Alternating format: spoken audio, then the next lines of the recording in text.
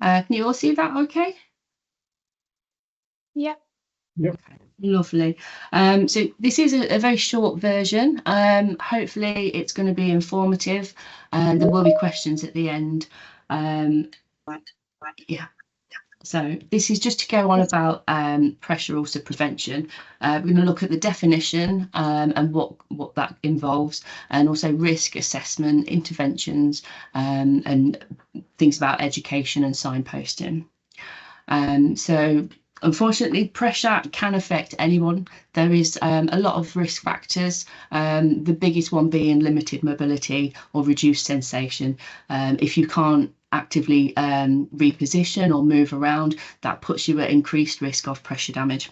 There's also things like poor nutritional intake, frailty, lower limb arterial or venous supply can greatly affect your risk. Cognition and awareness, smoking, and also extremes of age, even infants, pregnant women, older adults, and extremes of weight, either low or high BMI, can greatly increase your risk of pressure damage. Moving on to a pressure ulcer. So it is a localized damage to the skin or underlying tissues, usually over a bony prominence. The most vulnerable areas we see are like the bridge of your nose, because there's not a lot of subcutaneous tissue there between the skin surface and the bone. So anywhere on a bony prominence.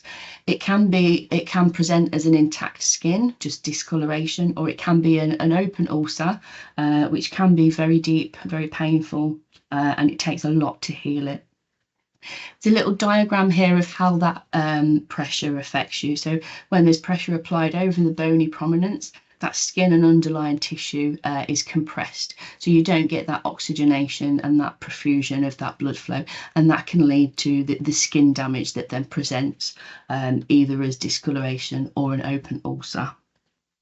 There's also shear injury, which is still that compression of tissue, but associated with that dragging motion. Quite often, if patients are slipping down the bed or in a chair, you get that pressure with that movement, which can also tear the skin underneath it, which causes quite a bit of damage. The way we look for it, so early signs of pressure, we palpate the skin. It's like that capillary refill. You'll see a change in that skin tone. So when you press it, it appears different, and then the perfusion comes back. You can tell early signs of pressure damage in darker skin tones as well, that may not also always represent with redness.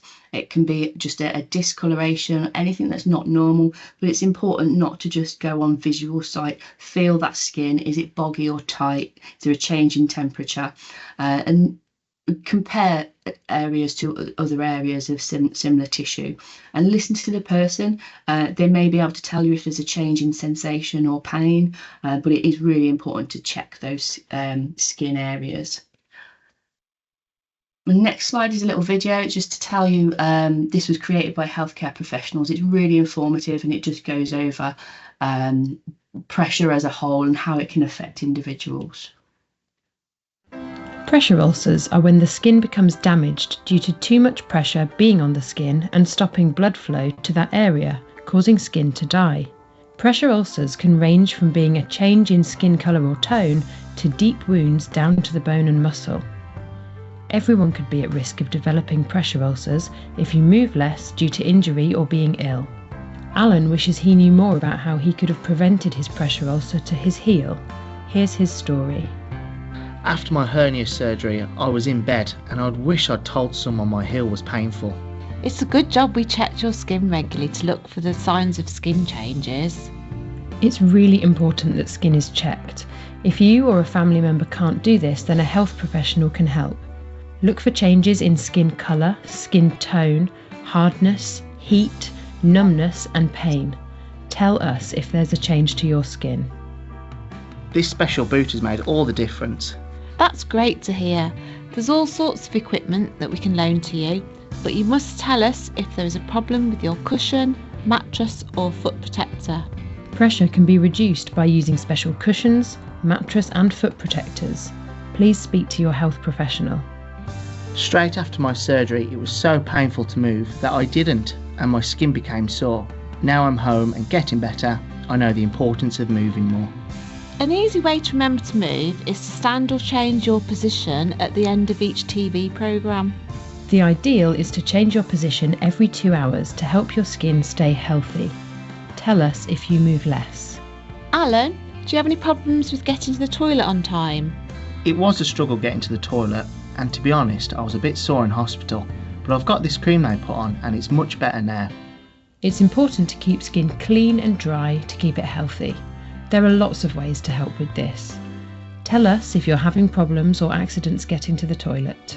After surgery, I wasn't in the mood for eating and I found it hard work getting up for drinks and snacks, but you nurses were always telling me how important eating and drinking is to get better. We have lots of information available to help you know what a healthy diet is.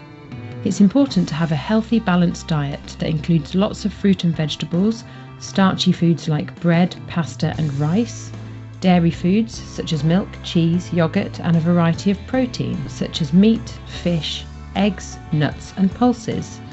You should be drinking 6 to 8 glasses of fluid a day to stay hydrated. Tell us if you're eating less. To help prevent you from getting a pressure ulcer, we need to think about skin. Surface, skin, keep moving, incontinence and nutrition.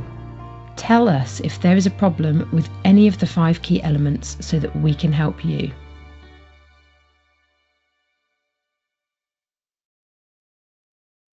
That's a lovely video from a neighbouring trust. That's very helpful. Just to throw it out there as well, sometimes it's not always pressure.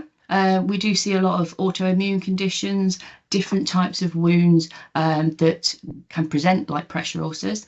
So we see chronic tissue injury, which is like a persistent purple maroon discoloration on the fleshy part of the buttocks. It doesn't improve or deteriorate, but it can sort of be quite alarming to see. Also, moisture damage can present like pressure, but it has a different sort of cause and treatments. That's why it's important, if there is any incontinence concerns, to keep that skin clean, dry and healthy. But any skin damage or concerns, any changes, always tell us if there's a problem. Discuss with GP, nurse or carer. Always seek advice if needed. And there are a lot of online resources. People under the care of community nurses can access that, but also there's a lot on the internet which is really helpful on the Swift website and the NHS England. But always ask the patient, don't be afraid to discuss skin changes, if there's any birthmarks, scars or changes, anything that seems abnormal to them. They will know if they've had it for a while or if it's changed or got worse or improved. So looking at prevention and reduction, if possible, reduce prolonged sitting or lying in one position. The video says we encourage 2 hourly movements. The NICE guidelines, which is the national guidelines, sort of recommend change of position 4 hourly. We'd advise more frequently if able. The more is better, and be guided by yourself if you're able to check your skin, or by your carers if you have carers that are supporting you, that they'll be able to notice if there's any early signs of pressure damage like that discoloration or redness. In that eventuality, we would say increase your movement just to make sure that you're getting that perfusion. So changing position from sitting to lying, side to side, a 30-degree tilt, which I've got a slide later on that shows you about how to do that. A short walk or stand if able, any movement basically to restore that good supply of oxygenated blood. The use of pressure relieving equipment is really good. However, it only reduces or redistributes pressure. We can't completely rely on equipment. It's equipment and devices are aids, they're not solutions. We still need that repositioning and that movement of the patient to ensure that your skin is kept healthy and oxygenated. This is a range of the equipment that we have. So we have profiling beds, slide sheets, alternating air mattresses, static air mattresses, cushions. Mirrors are really good for checking skin, those areas that you can't always get to, especially heels. They're really useful. We also have sort of gel pads and offloading boots. These can be provided by the trust. You can also buy them yourself, but we would always sort of be able to recommend what's good with clinical evidence. We talk about safe sitting as well, making sure that you're reducing that sitting time, getting up and moving about, and considering that surface, whether it's a chair or a wheelchair. If you are a wheelchair user, you may be able to get your wheelchair pressure mapped through the wheelchair services, and that will be like a special cushion made to you for your situation to make sure that you're getting the most from that seated position.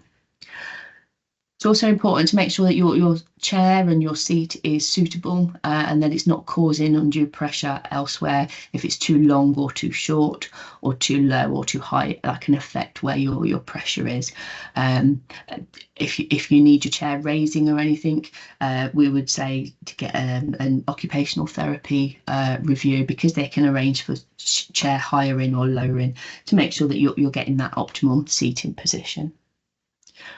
If you do have a profile in bed, these are really good for helping with repositioning and also movement within the bed. I've got a little example here of a poor use of profile in bed.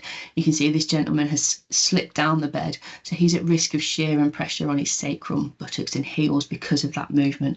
And also there can be pressure on the soles of his feet where his feet are against the end of the bed.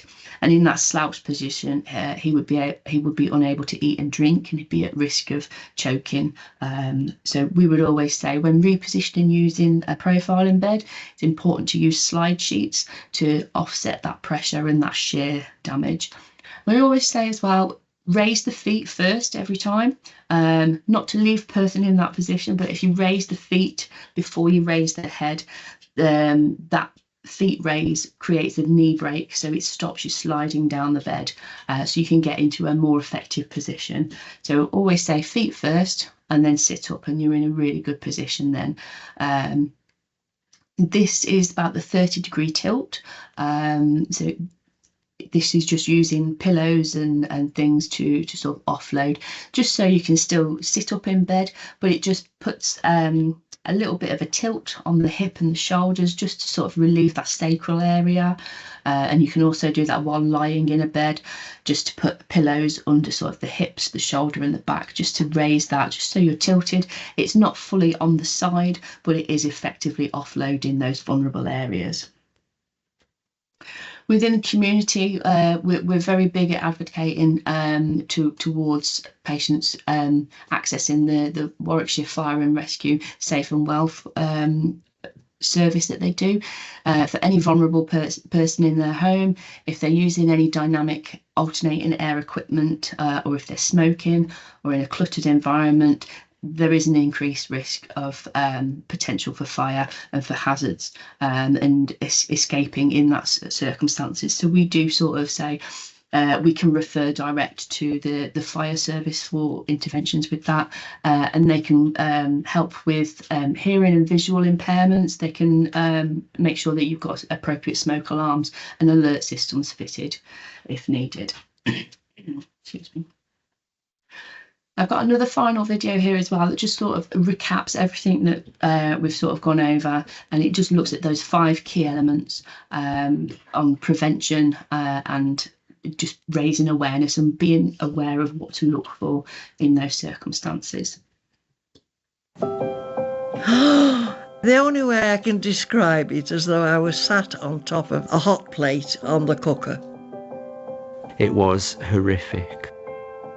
I get so angry because I'm in bed for so many hours. It's a very large cavity and it can be fatal. The other stupid thing that I didn't tell anybody. Pressure ulcers, often known as bed sores, can be very serious. The area may be very red and inflamed. I couldn't believe it when I saw it, you know. It looked like a horrible, overripe tomato on my buttocks. A really nasty pressure ulcer can be a deep cavity. You may be able to see muscle or bone or tendon. The wound may bleed. The wound may weep fluid. They can be very foul smelling, like rotting flesh. The worst thing that can happen is complications causing death. The pain was terrible. People don't realise how they do impact on lives.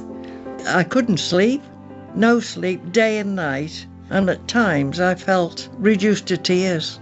Awareness is the key. Being the silly old twit that I am, I didn't complain till my wife saw me wincing.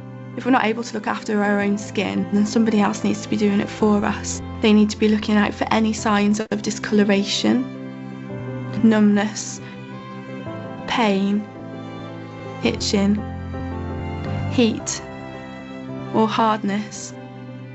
I got one right on the coccyx at the bottom of my spine. The most common area for a pressure ulcer to develop is on bony prominences, the bottom, the ankle bone, the heel, the base of the spine, bony shoulders, elbows. I'm on dialysis 3 days a week, 4 hours at a stretch. You're bound to sit still. Pressure ulcers can happen to anybody at any age. We see a lot of patients that are elderly, disabled, pregnant women during labour. Young children can get pressure ulcers, anybody that's got poor mobility. The reason I'm sitting all the time is I've got a spinal problem. I use my chair to get me up on my feet and stand, if it's only 2 or 3 minutes. The 5 key messages to prevent pressure ulcers are to look at the surface that you sit on and that you sleep on at night. It might be that you need a special cushion or a special mattress that helps redistribute the pressure evenly. Always check your skin. Skin inspection is so important in picking up skin changes early on. Always keep moving, keep mobile. The ideal for somebody at home is to move every 2 hours. Incontinence and increased moisture. Any moisture against the skin will make that skin more fragile and vulnerable to breaking down. And then nutrition and hydration.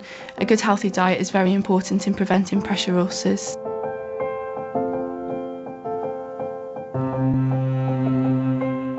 So S-skin is S and then skin. The worst thing I did was put up with it. I should have gone long before I did. The message that we want people to take away is help us to help you to prevent pressure ulcers. I'm hoping we're going to see the end of them, you know. I'm determined.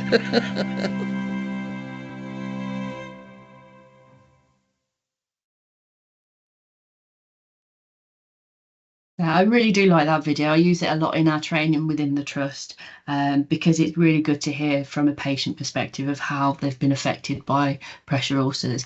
And ultimately, I'm with that lady at the end, determined to see the end of them. So it's really about raising awareness and getting that early prevention. The earliest you can see it, when you see those skin changes, by putting in interventions like equipment and increasing your movement and repositioning, that is the best tool that we can use to sort of reduce that. There are here some leaflets that we use within the trust. We've got a hospital and community leaflet, and also if we issue equipment from Mediquip, they have their own sort of a leaflet that also gives explanations about the equipment, and if there are any problems you can speak to them directly about replacing equipment. There's also a lot of help online on the NHS website and our Swift website. And there is free training for healthcare professionals on the Education for Health England. That is available. It's a really interesting session. You just need to register with your work email. So that's it from me until we have some questions. I hope that wasn't too bad for you. I'm just going to stop sharing my screen and hand over to Silvana.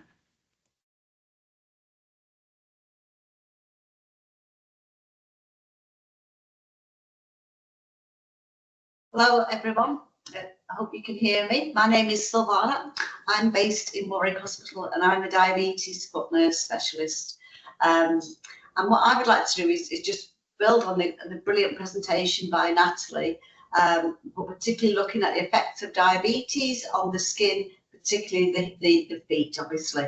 So I shall just share my presentation with you. Please feel free to ask any questions.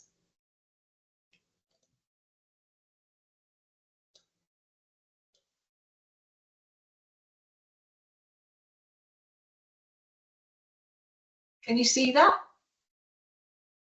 Yep. Yeah. Oh, okay.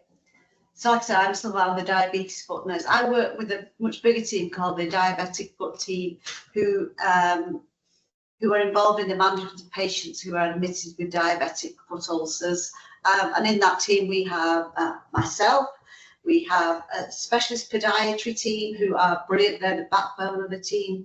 We have access to a vascular consultant, an orthopedic consultant, diabetic consultants, microbiology, and orthotists who help us with specialist footwear for our patients. So what people often wonder is, why does diabetes have such an effect on patients' feet? Why are they at risk of ulcers? What can they do? So these are ulcers that you can get from having diabetes that can be very difficult to heal. They increase risk of re-ulceration after it's healed. So if you've had a diagnosed with a diabetic foot ulcer, you're 75% more likely to have another one, unfortunately. You need for ongoing monitoring, ongoing specialist footwear, which can have real impact on patients' body image and about getting about with their own lives. You can imagine some very bulky footwear, trying to be able to drive, trying to go to work. It can be really disheartening for our patients. There's also a risk of amputation, be it of toes, multiple toes, partial foot, or in some cases of a lower limb. So what is actually going on with these patients with diabetes that is causing them to have diabetic foot ulcers? Well, the main problem is something called peripheral neuropathy. And that is just a posh word for lack of feeling in the feet. So if you can imagine, if you stand on something in the bathroom, if some of the children have left a bit of Lego out, if you stand in it, you can feel it, and it's very, very painful. But many of our patients have lost that sensation. So pain is a protective sensation. It lets us know when something is wrong. But many of our patients cannot feel their feet, and that is due to the diabetes. So, for instance, patients can put their feet up against radiators when it's cold, and not realising how hot the radiator can damage the skin gets infected and breaks down. In addition to the lack of sensation in the feet, what we call a peripheral neuropathy, so the change to the nerves caused by the diabetes, you get a change in the foot shape. We call this motor neuropathy. So the muscles and tendons in the feet, they disintegrate and they wither away. So you get a change in the foot architecture. So when we're walking, pressure is evenly distributed across our foot. But our patients with diabetes, with neuropathy, the pressure points change. So where the pressure is usually then landing on the areas of like the ball of the foot. So that makes it high risk of ulceration.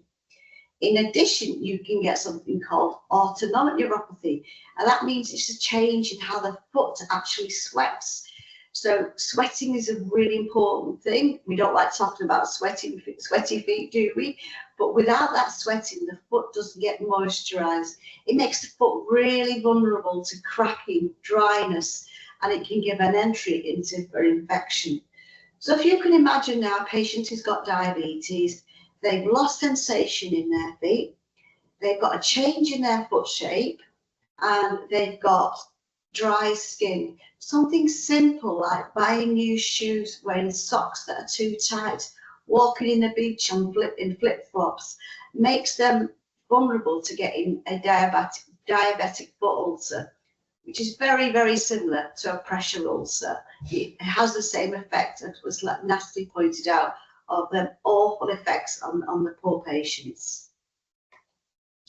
Now, this onset of peripheral neuropathy is usually, it doesn't come on straight away. It usually affects patients who have diabetes for quite some time, and that their diabetes control has been not optimal. Try to avoid the word poor, because having diabetes is really, really difficult. It's a full-time job to manage diabetes. And patients often say, oh, I'm a bad diabetic, I don't look after my diabetes. But it's such hard work looking after diabetes. Every decision you make every day, you've got to think of your diabetes. many of our patients get to middle age, get diagnosed with type 2 diabetes, and then suddenly they've been told they need to change their whole lifestyle, need medication, need injections. It is so difficult. So, like we said, we were alongside the neuropathy, that change in sensation, change in foot shape and dryness. Patients also can get what we call peripheral vascular disease, which is a lack of oxygen getting to their feet. So we need oxygen and nutrients to survive, don't we all? But if we've got a wound on our foot, we need the oxygen to repair the skin. Now, many of our patients with diabetes have got reduced delivery of oxygen to their feet due to a buildup of calcification and cholesterol in their feet. So if they have got a wound, the oxygen, or there's a minimal amount of oxygen getting to the wound, or in some cases a complete blockage. So if you get an injury to your foot, something simple like a blister on the side of your foot, or through walking in tight shoes, or through wearing tight socks, you're increasing the risk of getting an ulcer.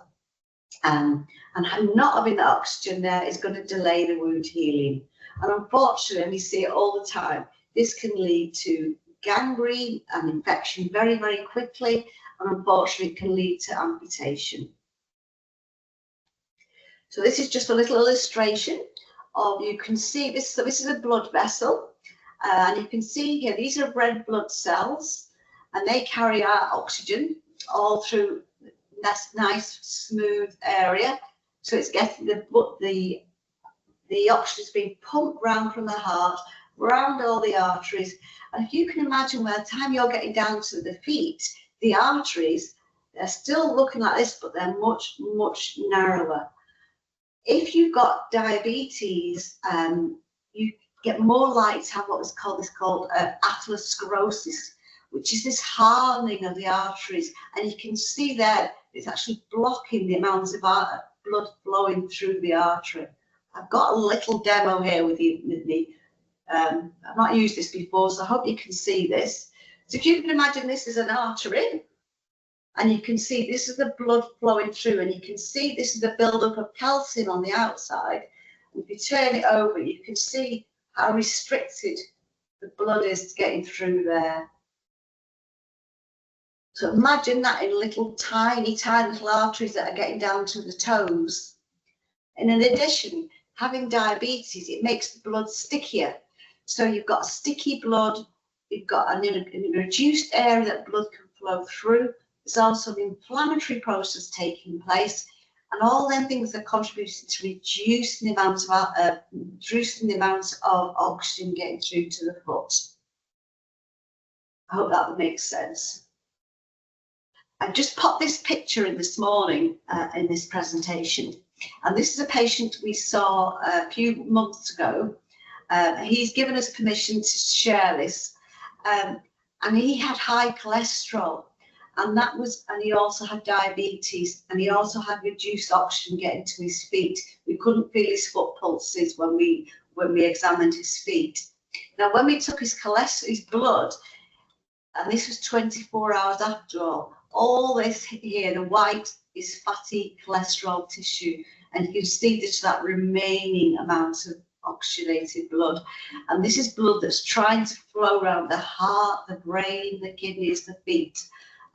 So that he had what's called familial hyperlipidemia, really, really high blood cholesterol, but he had a genetic problem which ran in his family. So he needed urgent intervention. So like it just says there on this slide, this high cholesterol is due to excessive cholesterol and high glycerides. I think triglycerides are very popular in the press at the moment.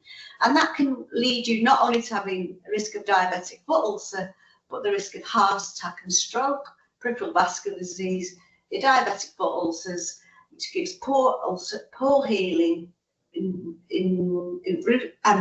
increased risk of infection, and ultimately risk of amputation. So what contributes to this peripheral vascular disease? So smoking, we're always being told for patients about smoking, and we try and support our patients to give up smoking. If they've had diabetes for a long time, if their diabetes has been poorly controlled, if patients have got kidney disease, then you're much more likely to get a diabetic foot ulcer if your kidneys are not working effectively. Again, poor eyesight, if you've got poor eyesight, that's an indication that the diabetes has affected your circulation. So if it's affecting your eyes and your kidneys, then it's more likely affecting your feet as well. And also from a practical point of view, if you've got poor vision, often patients can't see their feet, so they cannot feel maybe something on their foot, and they may not be able to see it. And these changes are very gradual. Patients may not notice them. So it's important that patients attend their annual diabetes review, which they should expect to get a diabetes foot check as well. Now, at that examination, whoever's doing the examination should be looking at both bare feet, comparing and contrasting both feet, looking at your footwear, checking your socks, having a really good examination of your feet. They should be looking for, is there any cracks in your skin? Have you got a fungal infection? Is there any corns? Is there any hard skin, swelling, changes in your foot shape or colour, or any new pains? We've alluded to earlier, footwear is really, really important. Now, when I first started doing this job, I used to think, how can all that damage be done? Something really drastic must have happened.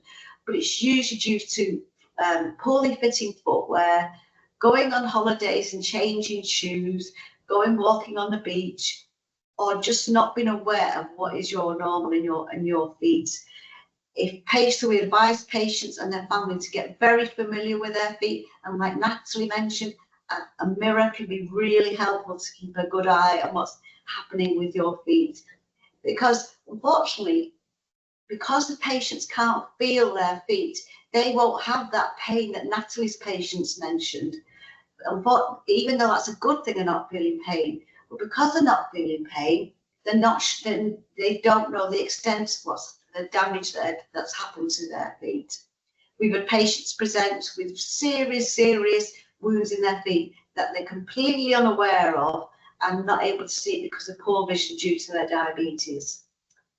Within that foot check that you can expect at your GP practice, they should also be feeling the foot pulses in your feet. You've got 2 in your feet, 1 at the top of your foot and 1 at the back of your ankle. And hopefully they should be palpable, and they can also use what's called a little handheld Doppler to feel your foot pulses. So what can patients and families do to prevent these ulcers starting? Is check your feet every day and look out for any blisters, breaks in the skin, changes or colour or swelling. And like I said, if you can't do this yourself, get your family member to help you. Check your shoes before you put them on. Again, if you can imagine, you can't feel your feet, you can't maybe not be able to see your feet very well. So it's not unusual to see patients being admitted who've had a bit of debris in their shoe. We've had a gentleman who had 50p piece in his shoe, which unfortunately he couldn't feel, which created an ulcer. So it's important to look in the shoe, feel around the shoe, make sure there's nothing, no debris in there, and that you haven't got seams that become hard and that can cause abrasion on your foot. We should be washing feet every day and keeping a good eye on them. We would advise washing them in a normal soap and water, clean between the toes, but pat them dry, and not to open the toes too quickly in case there's any dry skin that can cause them to crack. It's also important that you moisturize your feet. Again, if you've got neuropathy, that lack of sensation, you probably have got the lack of sweating as well. So a good moisturizer is really important. So we advise ones that have got 10% urea in. So we would avoid any ones that you buy off the shelf, like Dove, imperial leather, the commercial type ones, they tend to dry the skin rather than provide moisture. So a good quality one like Hydromol, Dermol, E45 is not bad as well.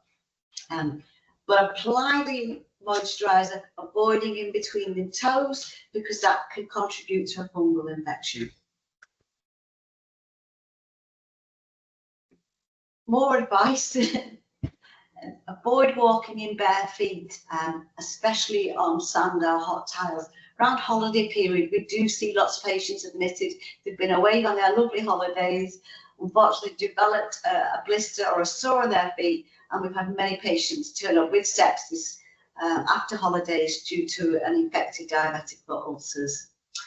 Avoid putting your feet on hot water bottles and radiators, particularly during cold snaps. Again, patients using hot water bottles trying to keep warm really can be dangerous.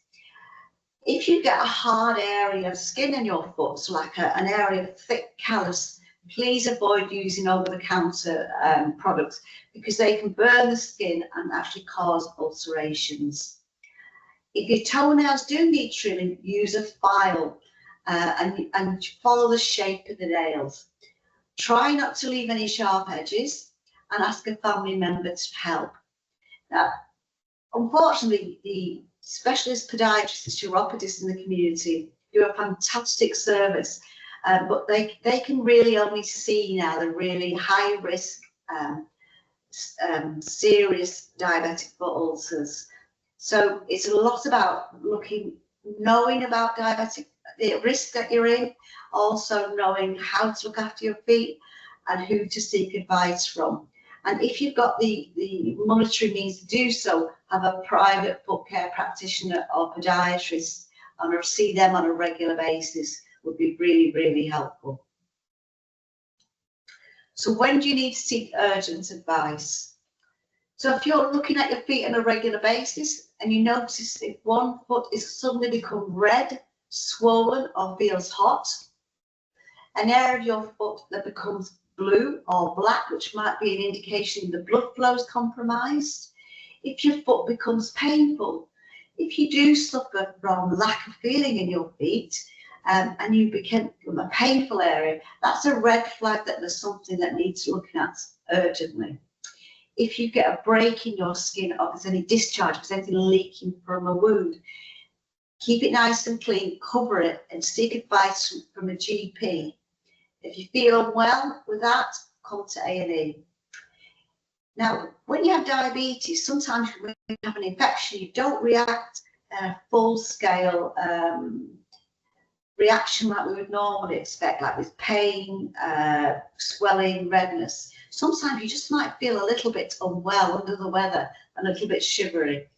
If you have any symptoms like that and a wound on your feet or foot, please seek advice sooner rather than later. Please do not try and treat that yourself. If you have a foot injury, if you're out in the garden, also we have lots of patients who do gardening, standing on bits of wood, nails. Please clean it, cover it with a sterile dressing and seek advice. So this is a typical neuropathic feet. So after a while, when you see as many feet as I have, you can look at a foot and you can sort of say, right, that's a neuropathic foot. And sorry, I might just turn my camera. So you can see this foot here, and you can see that there's got a very high arch, isn't it? Really high. So that means when the patient's walking, all the pressure's on this area here.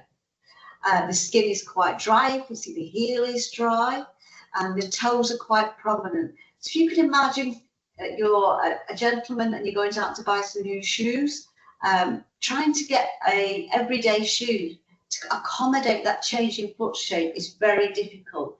So if the patient can't feel that foot, they're at risk of getting shear and friction and a blister, which can easily break down very, very quickly, allowing bacteria in. The sugar in the blood feeds the bacteria, and you've got an urgent diabetic foot problem.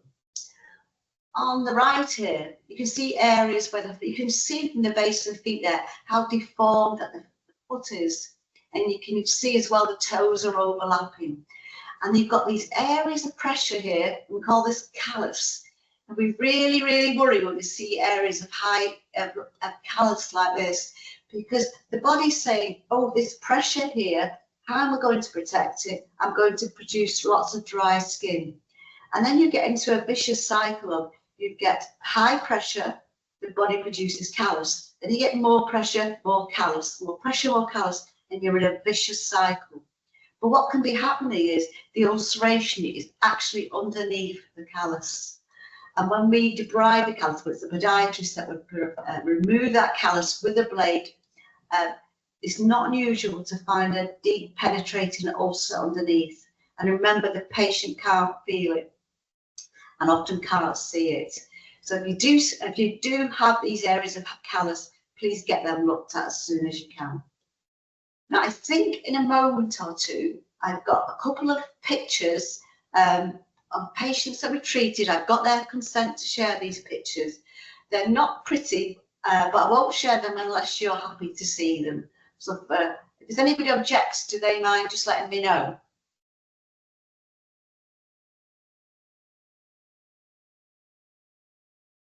Shall I carry on then, folks? Right.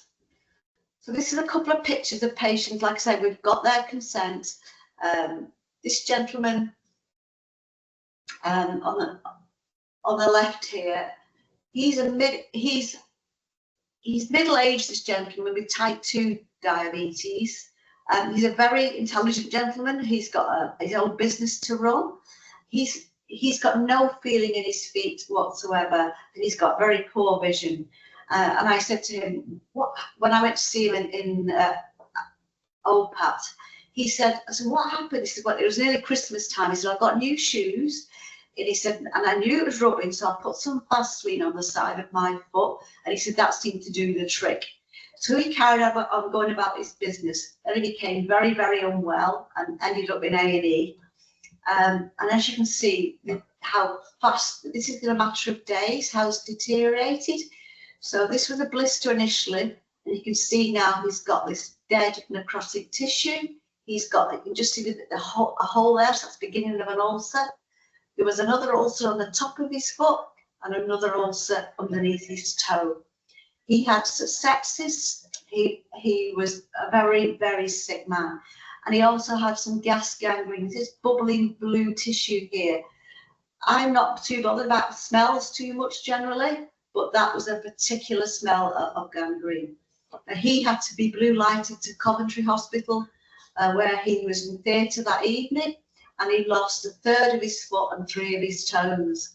And that took months to heal. And he was still trying to go about his self-employed, he had his own business. And he had to have many, many appointments, many, many intravenous antibiotics, many, many returns to theatre, and a specialist boot to wear.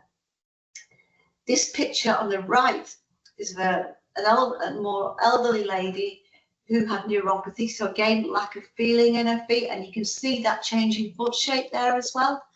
And she was at home, independent, but was walking in the kitchen with bare feet. She stood on something, she doesn't know what it was, and over a period of days, the foot deteriorated, she got sepsis, and her daughter found her collapsed in the kitchen, and that's when we saw her on the ward, and that's my probe that goes right through her foot. And she can't feel that probe, she can't feel her feet. And this was taken quite some years ago. And she's still on our books. She's lost all her toes now, and she still has an ulcer present. So that is how devastating the lack of feeling can cause on these patients with diabetes. So remember, we talked about diabetes can be caused by the neuropathy, the lack of feeling, but it also can be caused by lack of blood flow, and sometimes a bit of both. So this is what the ones that we call these ischemic ulcers, and you can see this gentleman's got 2 black toes, and he's got this big patch of black necrotic ulcer here, and all this redness here. Now, he also had no pulses, so he had a very little blood flow getting to his foot. But because, and if he could feel his feet, he would be in agony, because that type of pain is excruciating. You see patients hanging legs out of bed at night, trying to get some sleep, or they sleep in a chair at night. Because of his neuropathy, he couldn't feel anything, which if he had been able to feel pain, he may have sought help earlier. This is a different lady who was a type 1 diabetic who looked after her diabetes the very best she could. But unfortunately, she got an infection in her second toe, a very small infection. The infection just ran right in her foot. And when we palpated her pulses, we couldn't find any foot pulses. And she had what we call an ischemic foot. They took the second toe away to try and stem the infection. But as you can see, the third toe went black and the infection went right through her foot. And she ended up with a below-knee amputation. Let's see if I've got one more. This gentleman who was here quite recently, so this gentleman here, his right foot, you can see how blue it is, and the black is necrosis. So this is due to lack of blood flow.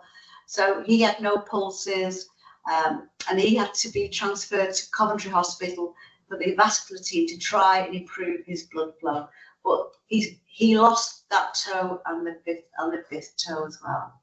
But they did manage to open up the blood vessels, so he did get an improvement in his circulation. And that's me done. Any questions?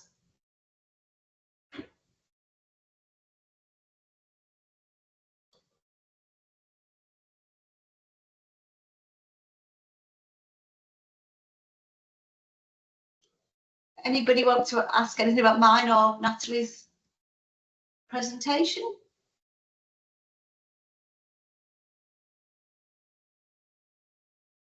I can't see any hands up or any questions in the chat. No. No questions, just to say thank you very much. That was very informative. Thank you.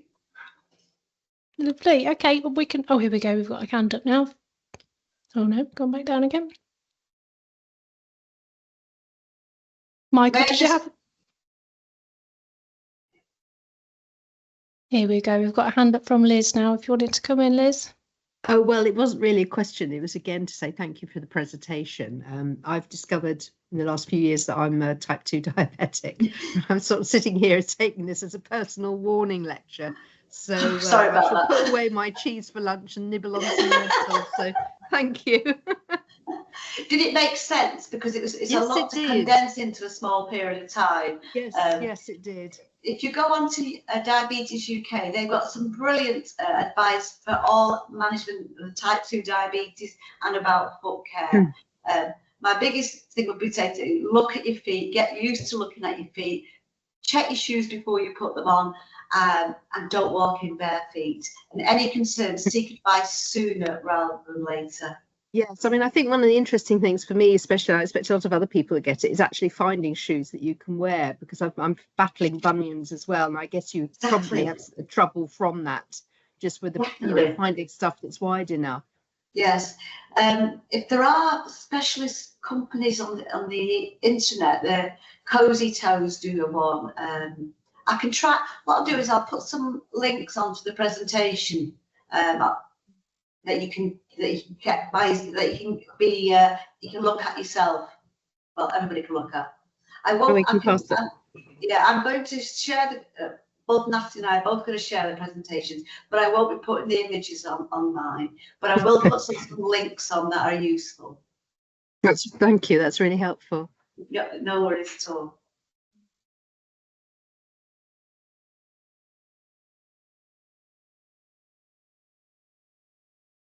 Can I say something? I think the presentation Natalie did was really useful. Looking at the patient's perspective and about how horrid it is to have a pressure ulcer and how it impacts them. Because many of my patients, they can't feel the pain, but Natalie's patients can. It really brought it home, I think. Thank you both. So I don't think we have any more questions. But if anybody does have anything to ask afterwards, you can always email the membership inbox. So that's membership@swft.org.uk. health.nhs.uk, and we'll try and get those questions answered outside of the meeting. So I think that brings our session to a close. So just to let you all know, we do have some further sessions coming up.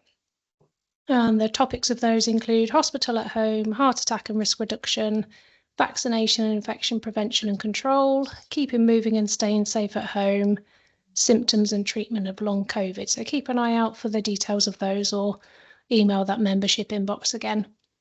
And thank you to both presenters. It was excellent. Thank you. Thank you. Thank you for the presentation. Thank you. Thank you, everybody. Thank you. Thank you.